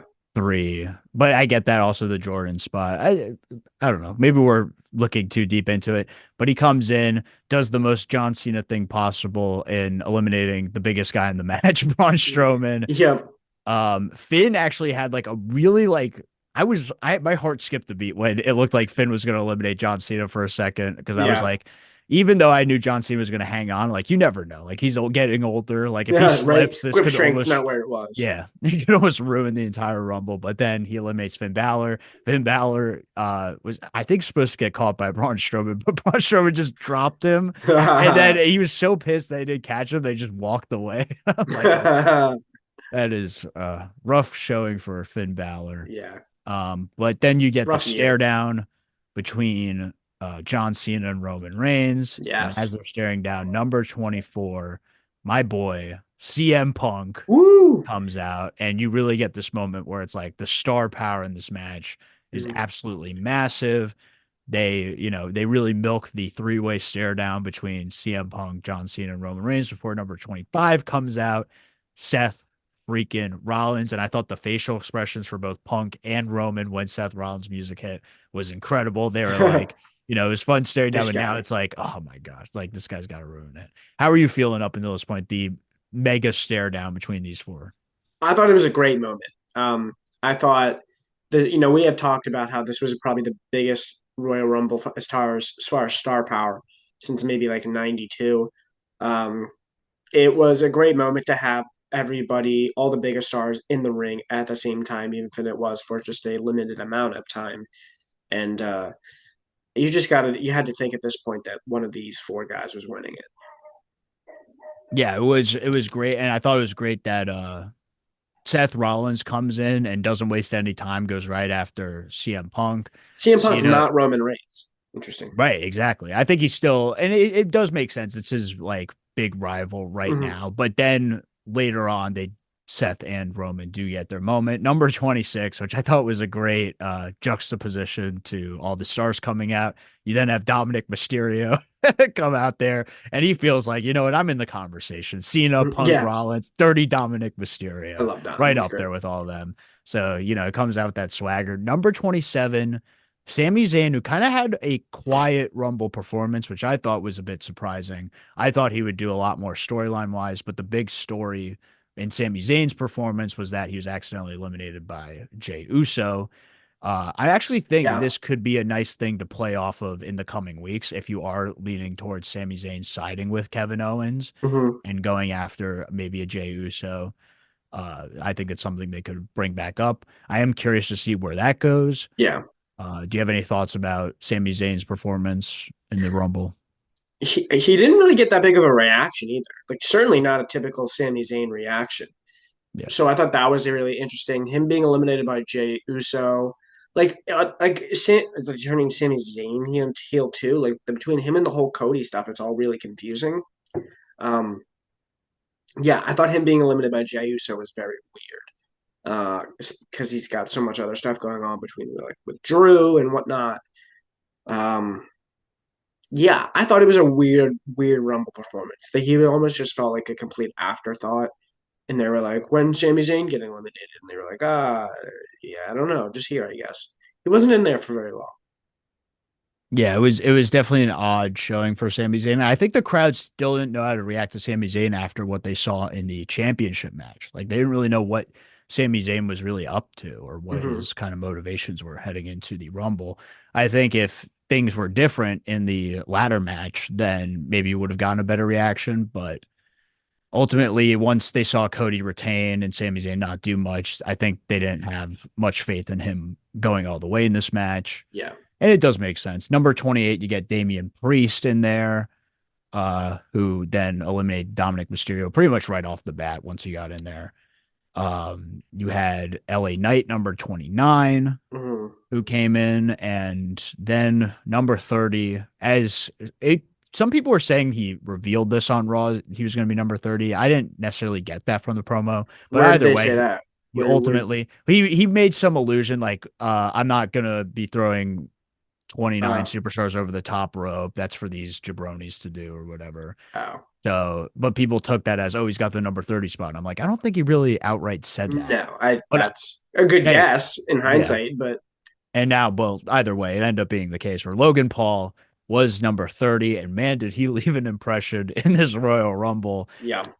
So before we get to Logan Paul, there was a spot that was interesting, has been talked about now outside of the Rumble, where Damian Priest ends up eliminating Drew McIntyre, which was another one that kind of felt like came out of nowhere, especially Mm, with what Drew McIntyre has been doing. And you thought it yeah. would be necessary, it would probably be associated with the bloodline, or he would get another big bloodline elimination. He actually ended up getting no eliminations, which was very No surprising. eliminations, quietly eliminated by Damian Priest. It was a weird Rumble for McIntyre too, but his hair looked great. So Hey, you did. He had great eyes. The great when he came into the ring, I was like, man, these eyes look awesome. But I did see there was something I did like a little theory that they could mhm. maybe play into in future years, where it was Damian Priest who cashed in on Drew Yeah, McIntyre at last year's WrestleMania, and now at this year's or at the Royal Rumble this year, he snuffed out Drew McIntyre's WrestleMania dream again. So maybe this is something they could play into in a future rivalry. I think it will. And I think one of Drew's kind of stories throughout has always been like him coming back and taking revenge on all those who have wronged him. So certainly think Damian Priest is next in line. Yes. And so then we get down to like the nitty gritty of it. Uh Logan Paul, who was being pushed out to the outside, jumps onto the announcer's table, gets onto the barricade, gets onto the stairs, and as AJ Styles is lining up, I believe Seth Rollins for a phenomenal forearm, Hmm. Logan Paul comes in and spoils the party and takes out AJ Styles, leading to a final six of Jey Uso, John Cena, Logan Paul, CM Punk, Roman Reigns, and Seth Rollins. At some point as well, AJ Styles eliminated LA Knight. Yeah. LA Knight really, I think that he was just in there to do the yeah yeet spot. So Hmm. that was like kind of his big highlight. But then he did like a little small thing with Logan Paul. And there were like reports that, oh, like something about Drew McIntyre storming off. It felt Yeah. very like Survivor Series 2023, where it's like Drew McIntyre stormed off. Yeah. But like it's going to eventually play into a storyline somehow in the Yeah. future. I mean, So Drew's been I'm really good at this meta stuff yeah, for what it's exactly. So worth. I think I'm not reading too much into that. But so we get this final six. Any thoughts on this final six and what your head was at when Logan Paul eliminated AJ Styles? Well, when Logan Paul eliminated AJ Styles, I was certainly disappointed. I would like to say this though. So before they eliminate AJ Styles, there's 7 people in the ring, right? Yep. AJ Styles is seventh place. We know one of these 7 men win the Royal Rumble and already punches their ticket. The remaining 6 men, I believe, are your 6 men in the chamber in February or and in March 1st. That Okay, would so be you're saying from that point, so you're saying it's Cena, Styles, Punk, Roman, Seth, and Logan Paul. Logan Paul. I think that's your chamber match if I had to book it. Yeah, I don't hate that. I mean, I that's a I definitely think star-studded chamber. I think that is pretty accurate. I feel like I'm forgetting someone, but I think maybe I don't know what AJ's gonna do after the Rumble, but I think you could put Drew in that spot as Potentially, yeah. well. But I don't hate it. I think a majority of those guys are going to be in the chamber, though. The ones that Yeah. you just listed. I think you get Punk, Roman, Rollins, and Cena, and Yeah. probably Logan Paul in that mix as well. And the reason for that is these all these guys trade finishing blows. It ends up Mhm. being Seth Rollins and Roman Reigns Yeah. standing tall in the middle of the ring, and you get this great rack focus shot of Seth Rollins and behind him Roman Reigns as they Hmm. stand face to face. Seth Rollins is yelling at Roman Reigns. They're pointing at chest. Hey, you can't point at my chest. I'm going to point at your chest. I believe was the argument. But no, these two, their hatred for each other has just grown to be too much to the point where they're going after each other and they just take their eye off the ball, and CM Punk able to eliminate both Roman Reigns and Seth Rollins. Wow. And as I'm freaking out, going, that was an awesome spot. This is crazy. This Royal Rumble's incredible. Logan Paul comes from behind and eliminates CM Punk. Boo. Big time boo. It honestly, in the best way possible, boo. I thought it was a good heat spot. Like I, Yeah. I was really genuinely upset that Logan Paul eliminated CM Punk, but then I was like, they got me. Like they Yeah, like right. obviously it's like the perfect person to eliminate CM Punk, especially after what CM Punk said in that promo on SmackDown when he's going bar for bar with Kevin Owens. And he Yeah. took a jab at Kevin Owens saying, well, I've never lost to Logan Paul. Well, now he's just taken maybe one of the biggest L's in his career in the fact that he was eliminated By Logan by Paul. Logan Paul. And it is a match. Like I don't think it's gonna happen at Mania, but I do genuinely want to see a promo off between Logan Paul and CM Punk. CM Yeah. Punk has just so much to work with. And I think Logan Paul is not afraid to take some of those jabs that like Yes. an MJF wasn't afraid to take at CM Mhm. Punk. But now there's just even more content to do with CM Punk. So both of them have so much ammo that they can use on each other that I think it'd be entertaining to see them go at it on the microphone at some point. Yeah. So we'll see. Maybe it's in the lead up to Chamber if both of them are in the Chamber I match. think that would be a safe bet. I like it a lot. So then we're down to John Cena, Jey Uso, and Logan Paul. And what are your thoughts so far when you get this final three? What did you think of Punk eliminating Rollins and Reigns and Logan Paul eliminating Punk? And then leading into this brawl that happens with Rollins foot stomping Roman and then going after Punk. Paul Really Heyman's all in disarray. shocking, because I was very convinced that John Cena, Roman Reigns, or CM Punk, one of those three, was winning the whole thing. So first off, when Punk and Roman and Rollins are all out, I'm like, okay, well, John Cena's clearly winning this, which is fine. I was a little shocked because I just thought they had built up so much in the promotion for Elimination Chamber, and I thought that his story didn't need him to win the Rumble. So I was like, okay, well, that's fine, I guess. Like, no one's gonna be mad that John Cena won the Royal Rumble. Like, that's kind of fine. Um, so that was my thought there, that it was a foregone conclusion John Cena was winning. And then as far as the Punk, Rollins, Roman stuff on the outside, the story that they're going to be telling in the next couple months is going to be kind of confusing, but I'm excited to see how they do it because I'm not sure what Endgame is for them. But dude, that stomp to Roman was vicious. The both Yeah. feet. That There was was it some was a there was cool. It was a some nasty spot. I don't think we've hatred. ever seen him do that. There was some hatred behind that stomp. Like he really Yeah. did that double foot stomp. And then the foot stomp also on the steel steps. Mhm. And then even after that, Punk and Rollins going at it continuously. I could see something happening there. Like I again I hope Cody's okay. But Mhm. if you did have to pivot, I don't think it would be the end of the world because you No. have you have, I think, easily Punk, Seth, and Roman three-way for the vacant belt or Yeah, one of those guys wins the belt and have those two go after it. I think yeah. that's got to be a match of some sort of three-way with these three in a match. That's the thing where, but if there's no title on the line, I think Right. weird. Yeah. It's a weird filler. So 100%. I don't know, but they're listen. They've got ideas, and we just got to watch them how unfold. But I'm enjoying the dynamic right now. And again, where does Punk's favor come into all this? That's right. I think that's the way you could justify being a three-way is like Roman and Seth have just completely lost it over each other to where they're going to come to blows at WrestleMania and it's like announced as like a main event.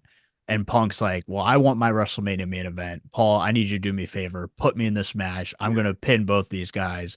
And I think there should be a great spot where Punk teases stacking Seth and Roman, like WrestleMania 37 when Roman yeah, stacked Edge and Bryan, as a great near fall where like Punk is about to pin both members of the Shield.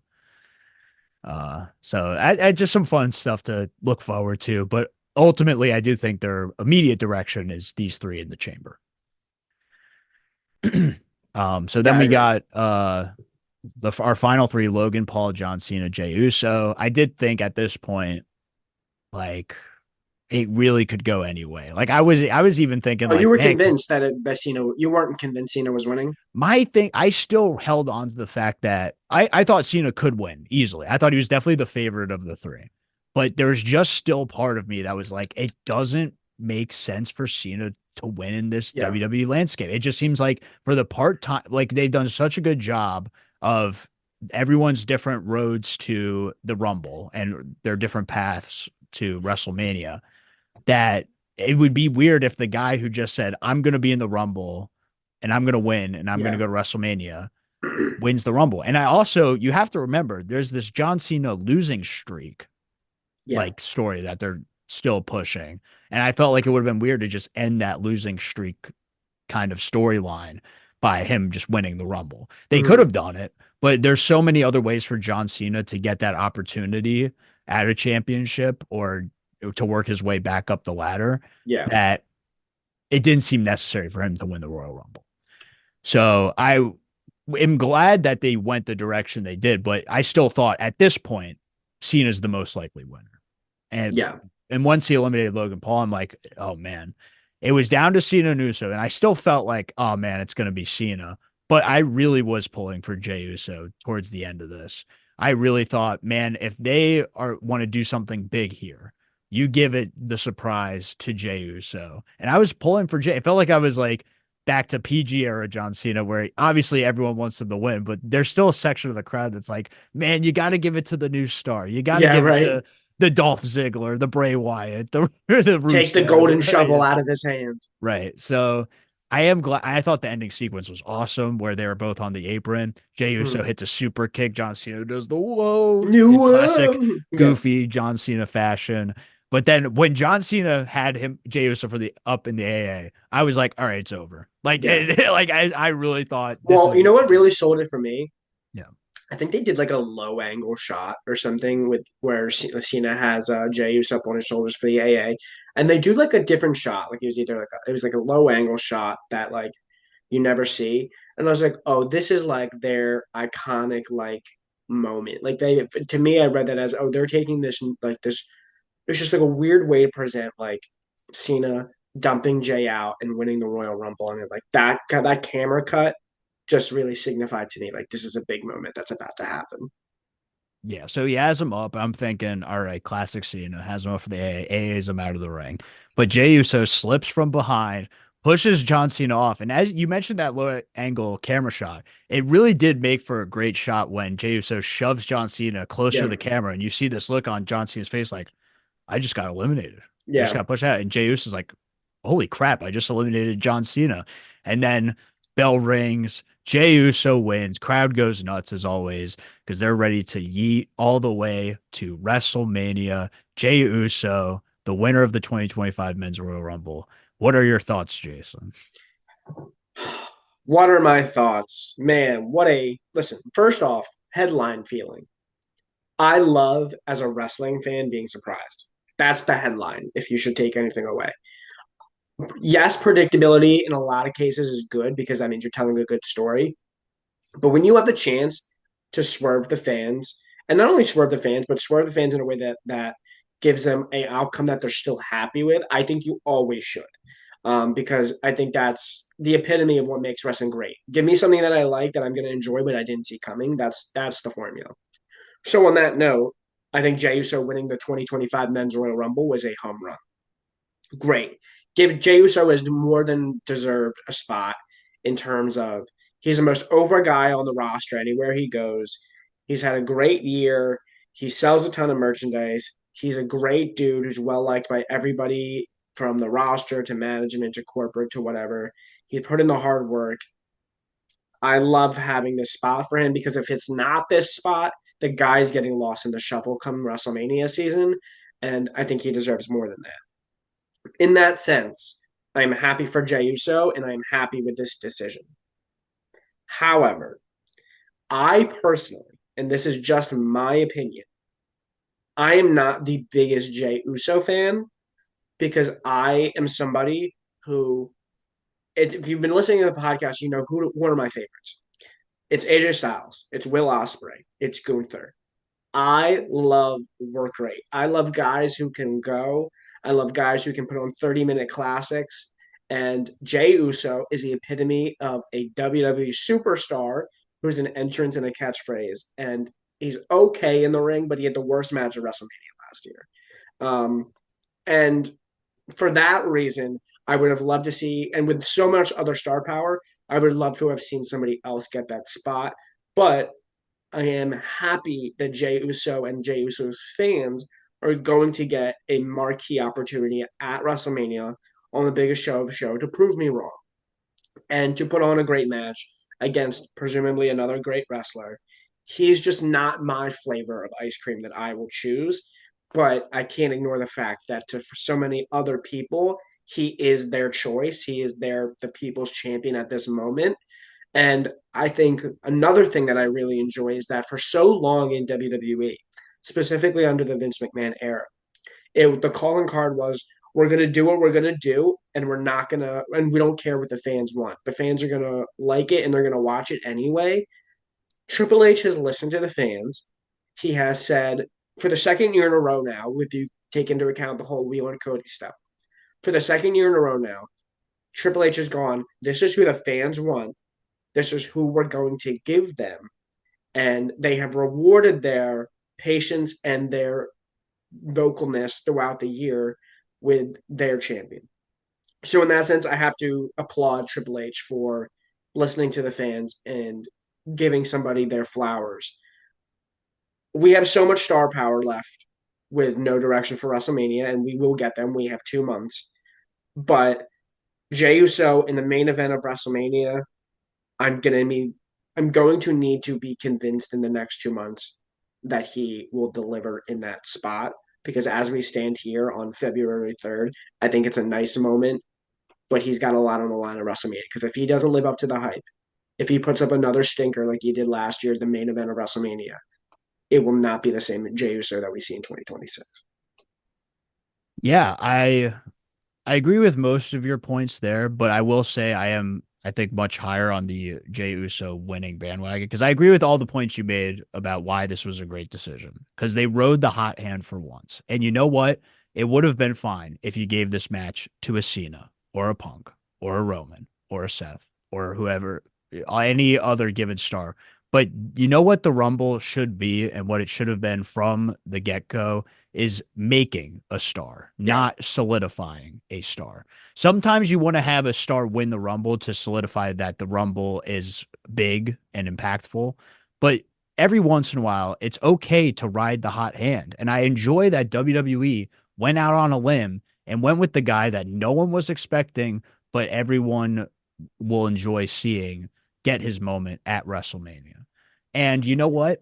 You did mention guys who have a great work rate. Who is one of the guys you mentioned? Gunther. And you know what? If you don't have faith in Jey Uso putting up a good match, I at least have faith in Gunther putting up a good match. So I don't think we're going to get another stinker. I think there were other factors at play in last year's match. I think it was almost a bad, like, it was a really just a bad moment for Jey Uso to have that match because I think it brought some people down on him as a Mhm. wrestler. But I don't think it should be the overall thing of like Jey Uso is a bad wrestler. Look at WrestleMania 40. I think Jey Uso is capable of putting on really fun, entertaining matches. In fact, we saw him put up a fun and entertaining match at last week's Saturday Night's main event against Gunther, and I'm sure they will go even further and even harder at WrestleMania. So I have faith in that. I understand if Jey Uso is not everyone's cup of tea, but I do think we need to appreciate in this moment that WWE decided, you know what, we're not going to put it on a bona fide star. We're going to try to make a star with this Royal Rumble. And I think with how star-studded this Royal Rumble was, we could be looking back on this and saying this was the moment Jey Uso became a star. Yeah. And for the record, I think I said last episode that that Jey Uso Gunther match at Saturday Night's main event was the best Jey Uso match I had ever Yeah. seen. So, if he can build on that at WrestleMania, then all the power to him. But yeah, I agree with you that Royal Rumble should be made a star, and they made a star. Jey Uso is officially in the main event. Main event Jey Uso, and I'm happy with that. And and another reason why I'm happy with that is because yes, he's going to be in a world title match at WrestleMania, but we're not losing star power at WrestleMania because Jey Uso is going to be in the world title match. It's not like because he's now there that one somebody that we're not going to see somebody else. You know what I mean? Like we're still going to get CM Punk and Seth Rollins and Roman Reigns and Cody Rhodes and Drew McIntyre and all these guys are going to be on the card, assuming that they're healthy. So it's still going to be a Cena. great card. Cena, it's going to be a great card. And for those who have been loyal to Jey Uso and stuck by him for the last, however, since 2020, frankly, this is a great night for them. It's not for me, and that's fine. That's okay in wrestling. You can have you different guys, and you can be happy when other people's top guys get the spots that they deserve. So I'm happy for Jey Uso. I'm happy for Jey Uso's fans, and I am excited to see what story they tell in the next 2 months with him because there's a long way to go until WrestleMania. We don't officially know that he's challenging Gunther. We're presuming because we're smart, key wrestling fans.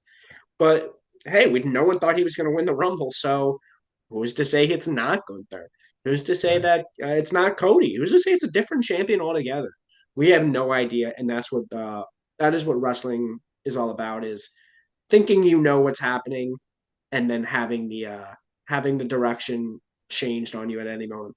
As the late great Roddy Piper once said, you know, just when they think that they have all the answers, I change the questions, and that is absolutely what I'm hoping happens at the road to WrestleMania.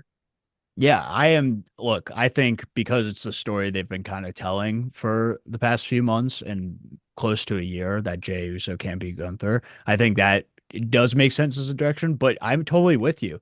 There is a case to be made for Cody and Jey Uso to be the Mania match. I could totally see them even teasing it on the road to WrestleMania if Cody's healthy, because think about it. What's the storyline with Cody? All of his friends are turning on him. And who is one of Cody's seemingly closest friends? They won the tag titles together for Pete's sake. Yeah, It was Jey Uso.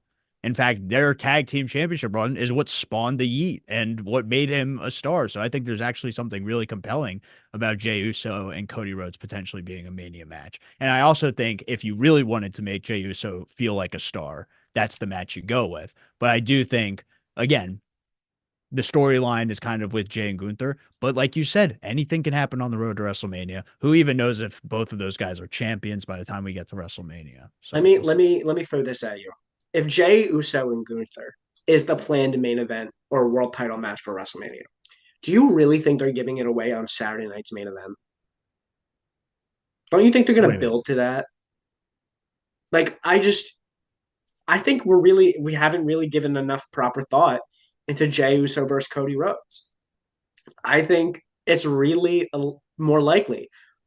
I know everyone has penciled in Cody versus Cena, but why can't it be Jey Uso versus Cody and Gunther versus John Cena? I mean, people thought Gunther versus John Cena was on the cards for a while too. So all I'm saying is nothing is set in stone yet, and I think we have to keep our options open and wait for it all to unfold. I agree, but I think the question I throw back at you is, do you think Jey Uso was set to win the Rumble before the Saturday night's main event match? Yes. Really? You thought they did the Saturday night's main event match knowing Jey Uso was going to Yes. win the Rumble? Really? Yes. I Okay. do. All right. Because I mean, Jey Uso's run didn't start, you know, recently. He's been over for at least a year. So, like, why wouldn't it have been set? I mean, I know they. How far out in advance do you Because think they then plan if WrestleMania? that's the I don't know, if that's the match, then I think if the match isn't Jay and Gunther at WrestleMania, then you're totally right. They had this thing set in stone. But I think if it ends up being Jay and Gunther, I think that tells me that they were so sold on the crowd's reaction to Jey Uso and Gunther in this match. They're like, you know what? Why not give it to Jey Mm, Uso this year? Why not really? He's proved in that match that he can win the title and people will go nuts for it. So why not have him win the Rumble? yeah, Because man, it's an interesting conversation. It's one of those kind of like last year, like what was really the plan for WrestleMania, and then they released the doc about it, giving you kind of the yeah. insight. But I'd love to see a doc after this year's WrestleMania, being like, what happened where Jey Uso they decided, you know what, Jey Uso is going to win the Rumble. Well, the one thing I will say, despite everything I just said, that makes me think that Jey Uso and Gunther is the actual plan, is that in his promos, Jey Uso keeps saying, "I can beat Gunther." Yeah, So he's not going to now go and be like, "And I'm going to challenge Cody Rhodes at WrestleMania." But from a long-term narrative storyline, his stuff with Cody predates his stuff with Gunther. Like, I mean, I can't think other than this brief run before leading up to Saturday night's main event. What other interaction Jey Uso and Gunther have had? Did they have intercontinental title I stuff? feel like that's what I'd have to look back into is like when Jey Uso initially got split up and brought to Raw. Did they have an IC title match before the Cody Yeah, I think they might tag have. run? I'd have to look in that, but it was around the same time. I think it's Yeah. around a similar time frame. Um, I think Jey Uso and Cody is just as big, especially with Cody leaning into like this more heelish character, and the whole story about him, the bloodline, and his friends turning on him, like narratively makes more sense to have Jey Uso. But either way, it's going to be good. Um, and also the other thing people are just assuming is that Cody's going to face John Cena at WrestleMania. And yes, that is a massive WrestleMania match. There's been no narrative precedent for that. They're just going to hard pivot from Cody's friends to all turning on him and to him going to John Cena. There's no guarantee John Cena's winning the Elimination Chamber. And then how does he find his way to WrestleMania? There's so many options. There's so many questions. There's so many directions that the creative could take us on in the next couple months.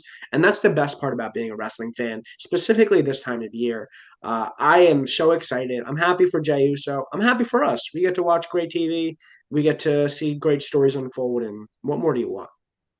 Yeah, I'm 100% with you there. I'm excited to see what the directions are in the road to WrestleMania. I'm actually even coming out of this not convinced that Cena is winning the chamber. I would I'm actually lean not. towards the direction that he's not and that you continue the chase because he also mentioned being in Money in the Bank to try to get that title shot.